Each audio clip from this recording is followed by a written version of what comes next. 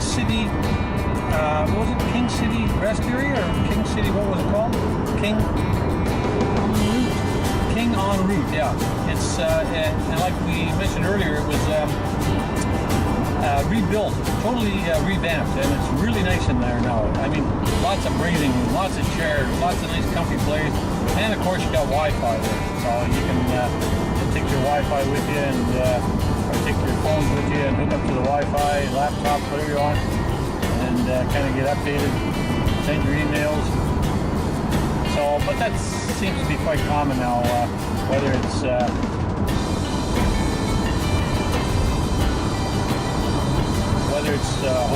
rather hotels or coffee shops, they all have it. So that's becoming the norm, and it's almost it's got to be done now. I mean, everybody's hooked up that way, so that's the way you stay connected. It's the way I stay connected. And now Marlene's been bugging me like crazy here. You know, she's been sitting beside pointing and, you know, chit-chatting. And I know it's coming up. It's right here. I know. I had it all planned. I knew this was coming. This is Holland Marsh. This is where all the celery and cauliflower and all those vegetables come from. And Holland Marsh was just that. It was a marsh. I think Lake Simcoe is to the right there. And this used to be just a big marsh. And then, of course, the Dutchmen came over and they started building canals and dikes and whatnot. And this is probably some of the most fertile land in this part of the country. And there's just, I don't know how many acres are here, folks, but it is just unreal. This Holland Marsh is known for its vegetables, and I think mostly celery, from what I can recall. Lots of celery. And lettuce, you know, all that sort of stuff. Lots of squash. Is there squash too? I think so. I don't know. I don't know about that. What's it say there? Tomatoes, potatoes, cucumbers. Oh, everything. Yeah, everything. So basically everything. And it's like a little Holland in here, okay? Because they actually, a lot of Dutch people, when they immigrated, they started coming in here. And being from that neck of the woods myself, many years ago, I knew about this place. I'm a dike walker. Yeah, I used to walk dikes. And yeah, I was just a little tad of a guy though, you know. But, you know, since I worked with the airlines, I was back many times, so. But now I just want to stay home. I just like traveling around North America. It's nice. I kind of like this. Right? We do. We do. I do. And maybe at some point we might buy a little camper, just a little one. We're still looking.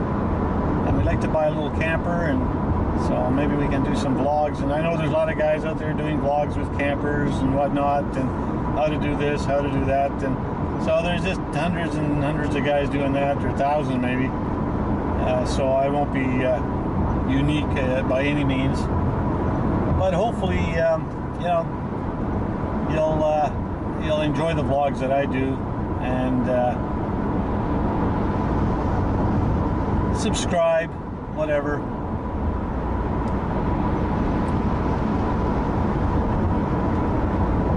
Well, I don't know what's going on here. We must have Construction. yeah, it's Orange again. it's orange. Yeah, that's right. Yeah, Marlene, you picked that one up really nice, because it is orange. See the lines? It's a construction zone, and it's 100. Well, I think it's 80 here, but everybody's doing 100, 110. A woman in front's doing 100, so I'll just a little over 100. But I can tell it's a woman because she's blonde. You guys can't tell. Maybe it's a guy with long blonde hair. I don't know. Marlene said it's an old fart. So I don't know. That's sort of an insult. Statement. That sounds like an insult. I think so. Anyway, as you'll notice, orange to indicate construction. Yeah, it's 80 here. I gotta turn this air conditioning on because it's getting muggy. It's getting muggy in here. So I'll take that off there. But yeah, it's a good thing. So maybe every province will start doing that to indicate it's a construction zone by painting these lines orange. Because sometimes you can be going down these roads and you know, there's nothing going on. Like today, there's nothing going on. It's Sunday and there's no construction going on. But to tell that this is a construction zone is sometimes a little difficult because it doesn't look like there's anything here. I mean, it looked fine to me. But then all of a sudden you'll see a machine or you'll see something to indicate that there is some construction going on. Anyway, I like the orange lines, and I wish they'd change them to pink or lime green at some point for the white ones, so that we can see them in the winter. It's not doing much for us in the winter when you got white snow and white lines to find out what lane you're in or if you're even in a lane. Oh, it's too cold. Okay, hang on. I got to turn the cold down here. Turn this up to a little bit, maybe medium heat or medium cool. That'll be good. That's good. Okay. You know, the boss is happy here. Got to keep the boss happy. If you don't keep the boss happy, it makes life miserable for you. You're doing a really good job. I'm doing a good job keeping you miserable? Yeah. Oh. Okay, well, not too much in the way of colors yet, folks. You can see the trees here. Oh, you'll really see that orange now. Boy, it stands out really good on this black. It's pumpkin orange. Yeah, boy, yeah, that's right. Boy, you got that right on. Pumpkin orange. That's good. I like that. Yes. Pumpkin orange. That's good. Yeah. And that's exactly what it is, folks. It's probably maybe a little darker, would you say? Yeah, maybe Tinge darker than pumpkin orange? Yeah. But it stands out, as you can see. I'm sure you can see that on this with this camera, because it's pretty good on the colors. By the way, I'm using a Sony webcam type thing. They're not as popular as the GoPros are, but I like these better because the GoPros are square. These are not square. You can hold these in your hand. These are kind of like a, what would you say? What could I compare that? It looks like a squash tube. You know, like if you take a tube and step on it, it's round on the top and round on the bottom, but then more elongated. It's like a rectangle round. Yeah.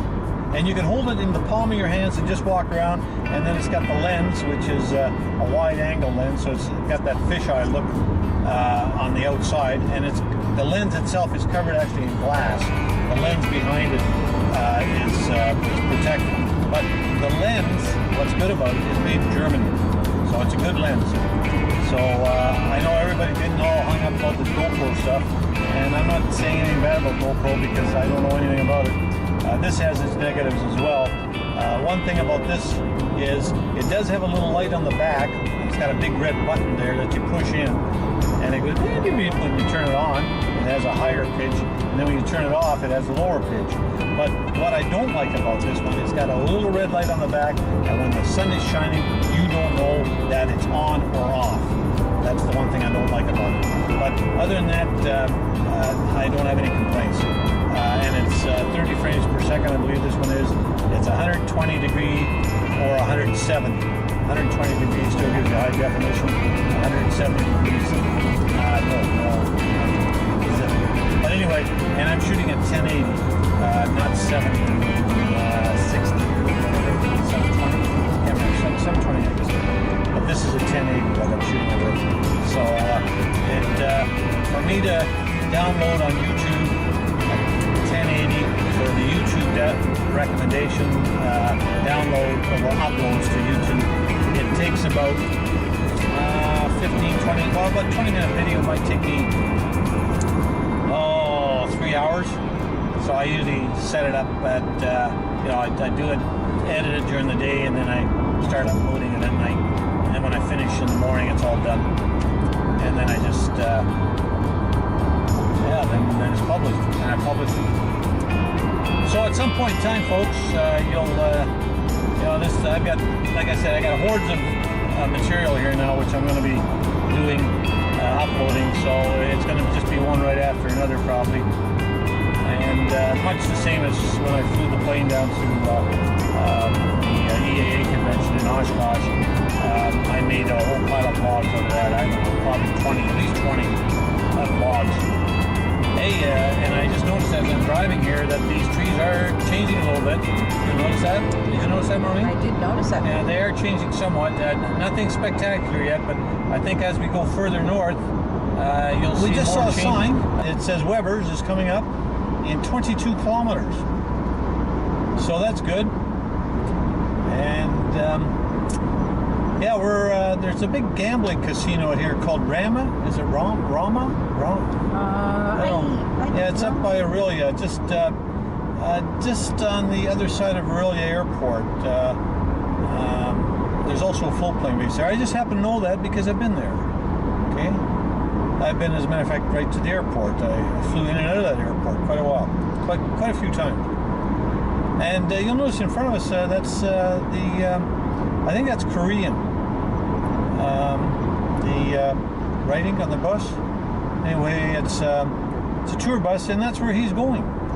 He is going up there with a bunch of happy people that are just so happy to give their money away. So that's where they're going, up there. And you'll see they have, who's playing up there? Blue Rodeo? Blue Rodeo. Blue Rodeo's playing up there coming soon.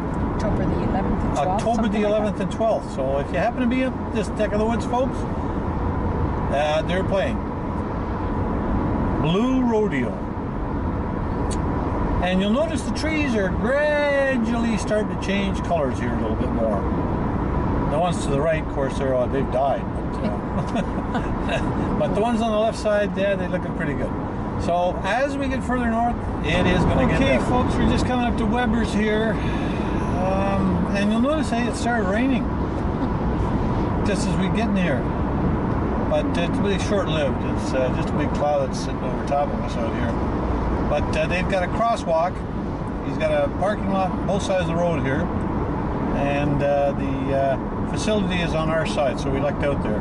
But I can see the smoke coming out of the place already where they're burning the burgers. Oh, look at that! They're lined up outside. Oh my God! I don't know if we're gonna do that, folks. I don't know if we're gonna line up, but it goes pretty fast. They tell me. Well, you said we have lots of time. We're going to head in there, stand in line. Hopefully, it's not gonna rain too much. Yeah. Should we take a coat? I'm going to take my raincoat. Okay, I'll just turn you off, folks, and then we're just gonna put our coats on. Get right back to you. They take orders right in line here, and that I guess gets somehow transferred over to the cooks out there.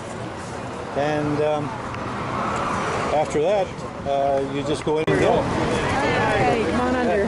Two burgers. Would you like cheeseburgers or hamburgers? Hamburgers, yeah, hamburgers, and one order of fries. Would you like everything on your hamburgers? Sure. Yeah, sure. Throw the bunch on there. Yeah. And do you want a drink? 2 coffees? Yeah, a couple of coffees. What would you like on? Okay. What do we get here? Oh, so there it is. So I guess I hand that in, and then they get it done. I need your money. Oh, you want the money? Yeah. Oh, that's even cheap. 27. Okay. 2 coffee, fries, hamburger. Okay, that looks good. Boy, that went 45. That went quick.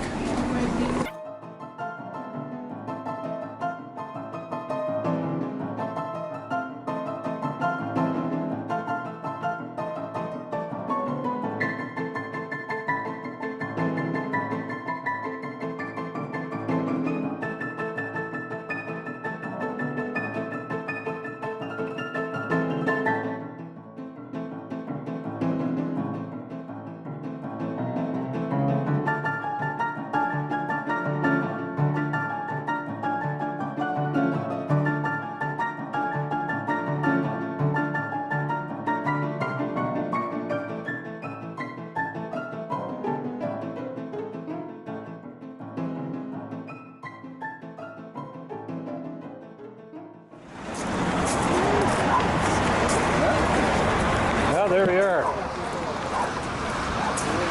No more rain.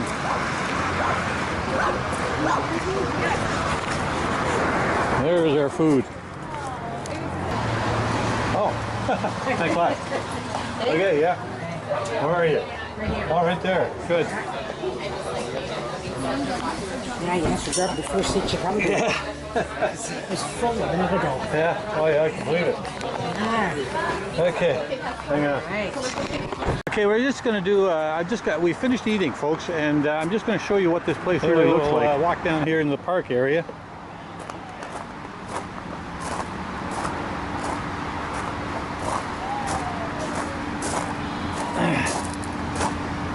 So this is the park that's in behind here, which is actually very nice. It's very well maintained. As you can see, they've got the people going around there, and they're cleaning the tables actually with a squeegee after the rain. I think that's so cool. That's and they keep that dining car immaculate. This is some of the railway box cars that he's got out that he uses for supplies. They're actually reefer units, and he's got everything. It's all self-contained here, as you can see. All these units are being utilized for the actual restaurant. So it's actually a very convenient and economical way of supplying the restaurant. A little bit of chainsawing going on in the background. How you doing? Good.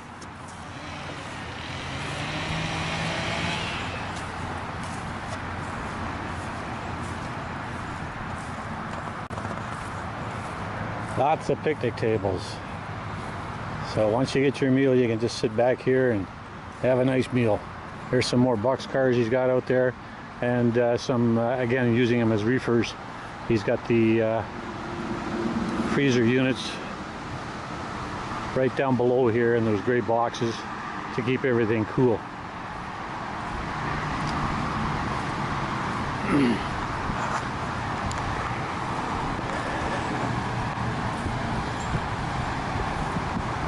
Okay, I was just going to show you here the overpass that he's got out here, and you can see how he's managing to get the clientele from the southbound lanes of Highway 11.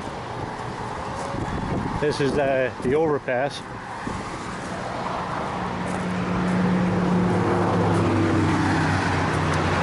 Guy's made quite a name for himself since 1963, I believe it was, that he started, just with a little hamburger joint. So as you can see, this is on a Sunday, and just constant traffic. So it's it's just go here, folks. Money. Like I told you, WEBERS, established in 1963. So if you want to buy a Roots hat, there you are. How much are they?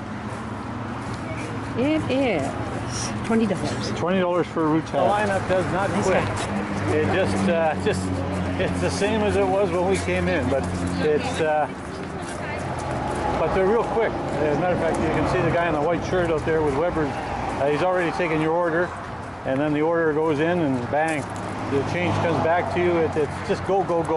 As a matter of fact, I don't think I was in that lineup for more than, what, 10 minutes? By the time I got to it, and by the time I got my meal.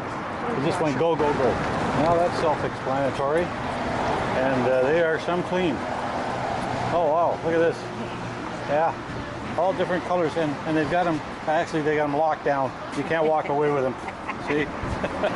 Got them locked down. That's cool. I'll just enjoy another sip of my WEBERS coffee here.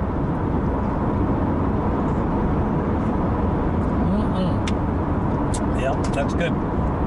Tim Hortons, I don't know, just don't cut it anymore.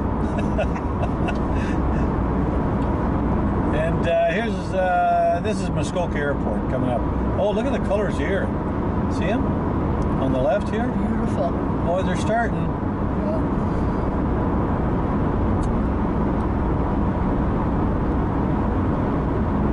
And as we go further north, don't get even better.